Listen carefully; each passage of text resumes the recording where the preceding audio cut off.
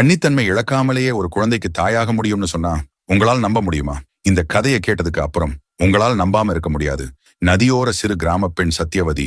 மச்சகந்தின்னு அவளுக்கு இன்னொரு பேரும் இருக்கு. ஏன்னா அவள் உடம்பில் எப்போதும் மீன் வாசனை குடிக்கொண்டிருக்கும். இருந்தாலும் பேரழகை கொடையாக கொண்டவள் அவள். துறவிகளுக்கும் ஆசையை தரும் வடிவம் உடையவள் அவள். தந்தையோட சேர்ந்து யமுனை ஆற்றுல படகு ஓட்டி வாழ்க்கையை நடத்திக்கிட்டு இருந்தாள். ஒரு நாள் பராசர் முனிவர் படகில் ஏறார். அவர் விண்மீன்களை பார்த்து ஒரு கடுமையான தீர்மானம் எடுத்தார். இப்போ ஒரு குழந்தை பிறந்தா அந்த பிள்ளை உலகத்தையே மாற்றுவான் என்று கணித்தார். அவர் மச்சகந்தியிடம் கேட்டார், நீ அந்த பிள்ளையின் தாயா இருப்பையா? வம்சவிருத்திக்காக ஒரு மகனை நான் வேண்டுகிறேன். ஆளானவளே, என்னுடன் சங்கமிப்பாயா? மச்சகந்தி அதிர்ந்தாள். ஓ பாவங்களற்றவரே, உமது அணைப்பை நான் ஏற்றால் எனது கன்னித்தன்மைக்கு களங்கம் ஏற்படும். எனது கற்பை களங்கப்படுத்திக் கொண்டு நான் எப்படி வீடு திரும்ப முடியும் என்றாள். அவள் சொன்னதையெல்லாம் கேட்ட பராசரர், ஓ அச்சங்கொண்டவளே, எனது ஆசைக்கு இணங்கினாலும் நீ கன்னியாகவே இருப்பாய். பிள்ளை பிறப்பிற்கு பிறகு மீண்டும் உன் கன்னித்தன்மையை பெற்று விடுவாய். மேலும்